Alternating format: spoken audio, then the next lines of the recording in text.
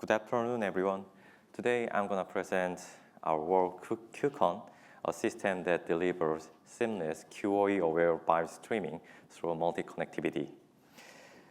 This work has been conducted when I was PhD candidate in Seoul National University, a visiting scholar in Seoul, Boulder.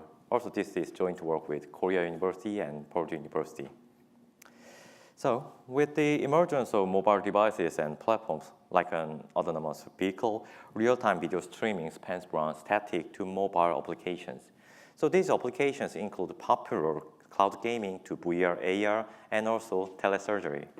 These applications all share the same demand to achieve high quality of experience for user. So, it needs consistently high throughput, low latency, and high frame rate at the same time. For example, cloud gaming, it needs more than 25 megabps under 100 millisecond latency, and video should be played with high 60 FPS.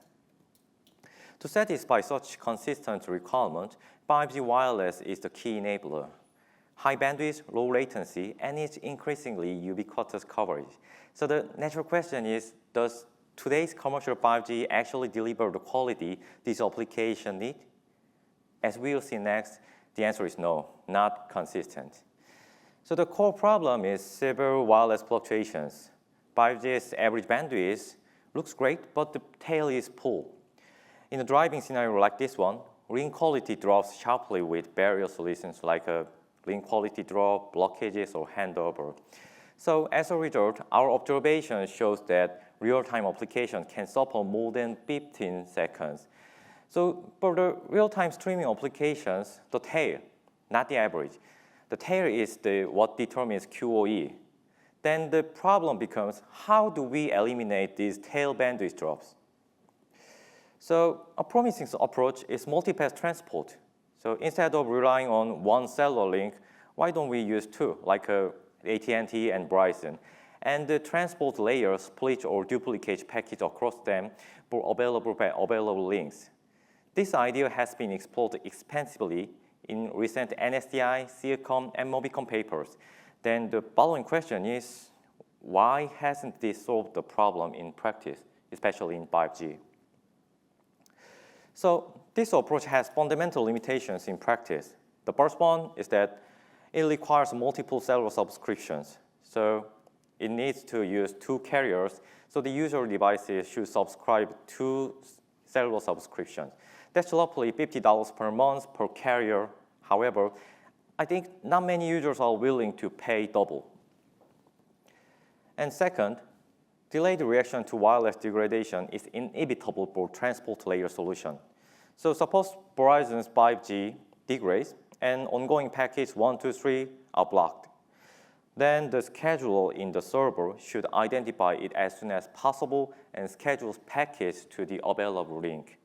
For this, optimal feedback signal is required as shown on the diagram. If we had this perfect low latency signal from the wireless layer all the way back to the server, multipath transport would work beautifully.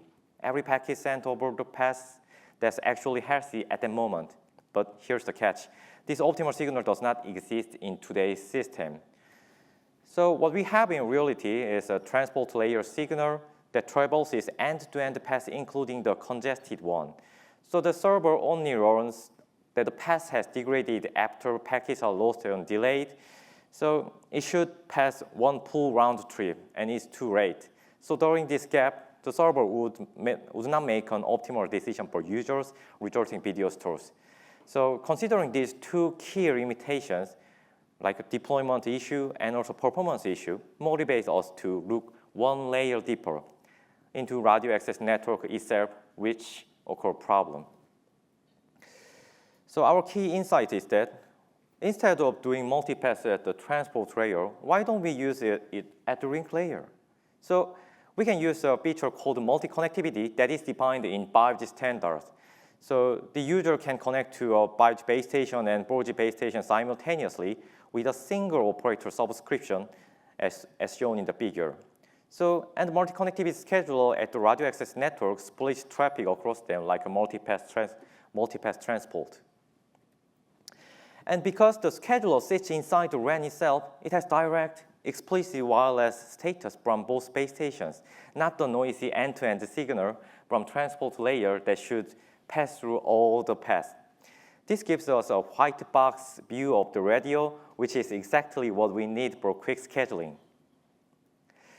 And the best part is that this is not a standard-only idea. Actually, commercial 5G already provide multi-connectivity features.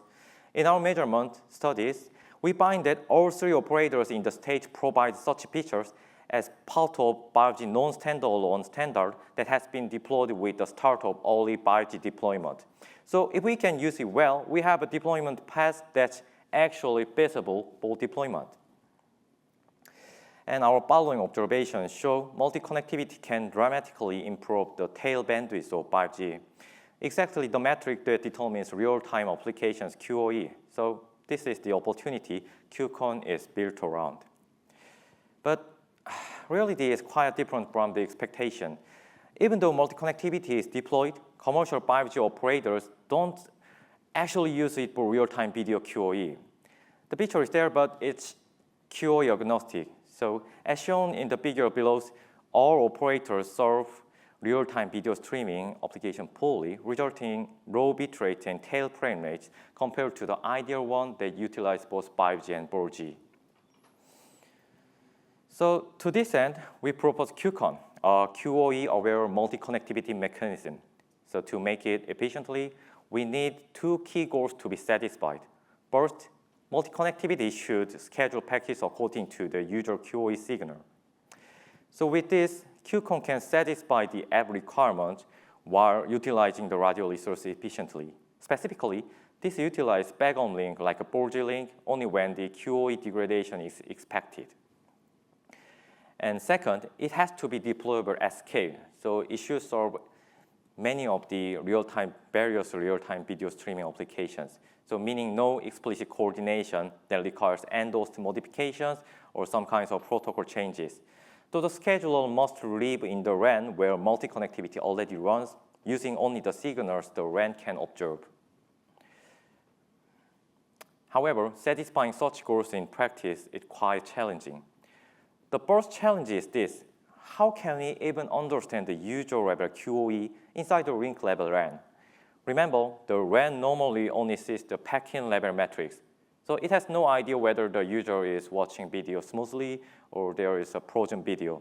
So our solution is to bring frame-level insights into application QoE. So below figure shows how network packets can be delivered to user experiences. Our key insight is that for real-time video, what actually matters is frame-level delivery. Since the video can only be played with frame level, the delivery of each frame within each deadline can be the right proxy of good QoE. Then the following question is, so what we need to do to track the frame transmission status in RAN as shown in the below figure. So how do we identify frames inside the RAN? So for this, we inspect the standard-defined application protocol header that real-time video streaming protocols carry. Packets that belong to the same frame share the same timestamp as shown in the figure on the header.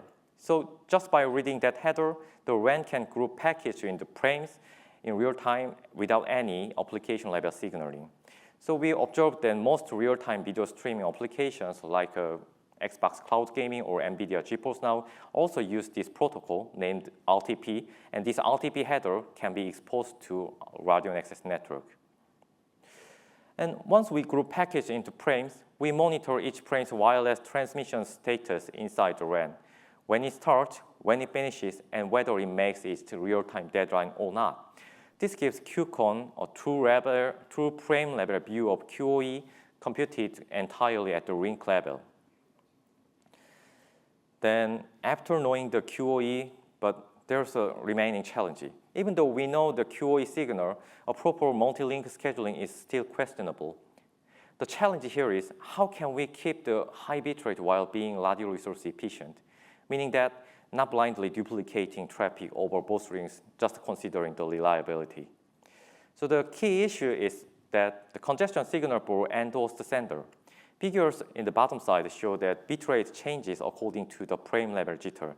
When the jitter goes high, application struggles to increase bitrate since its congestion controller considers this as a congestion. So even though the frame level deadline can be satisfied, the user can watch low quality video with low bitrate if the multi-link scheduling does not consider such congestion control behavior. So congestion signal, it matters for our algorithm.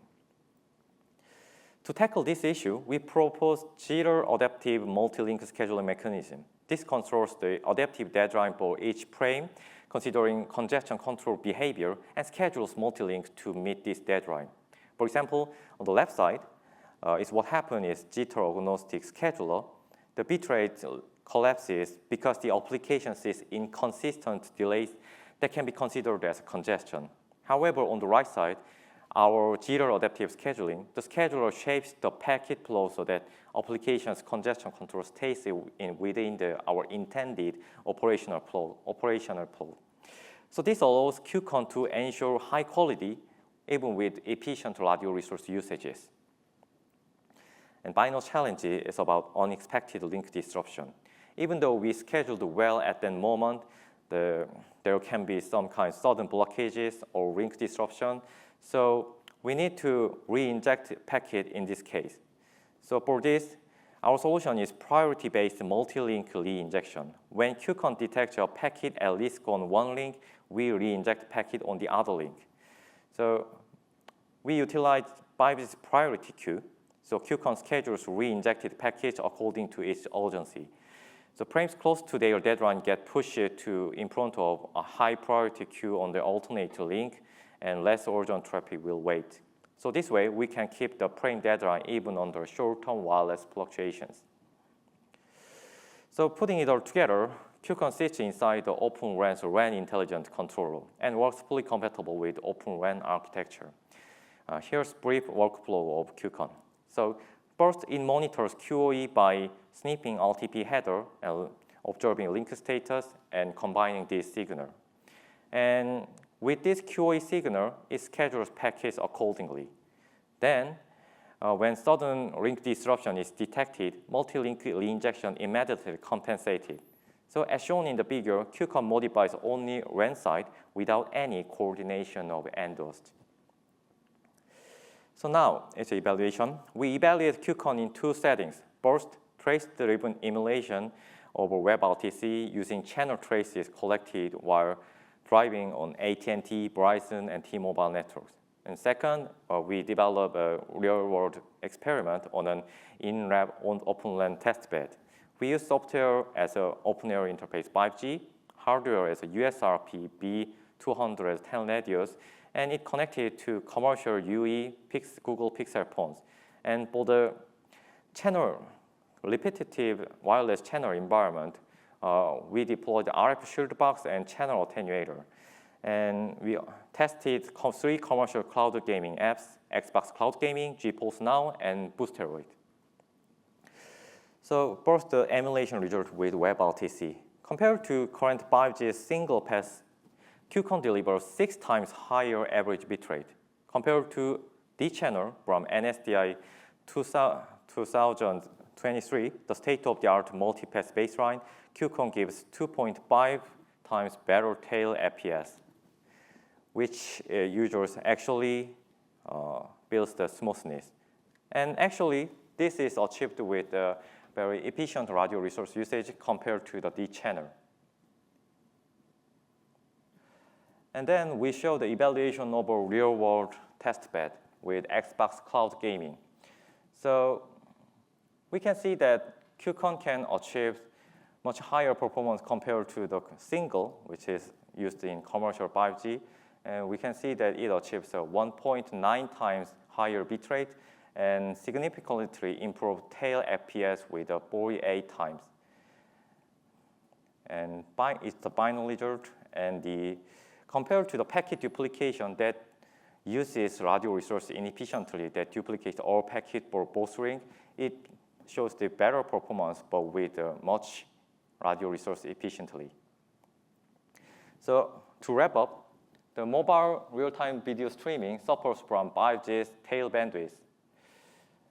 So existing approach like a multipath transport tries to solve this problem, but it faces deployment and performance issues.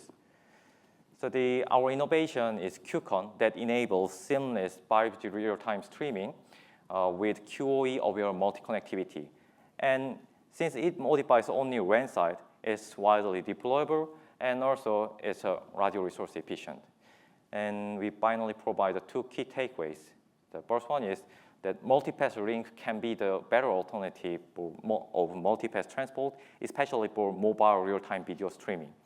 And second, real-time video QoE can be estimated in the WAN with only existing signals without any explicit coordination. And this is the end of my presentation, and thank you for your attention.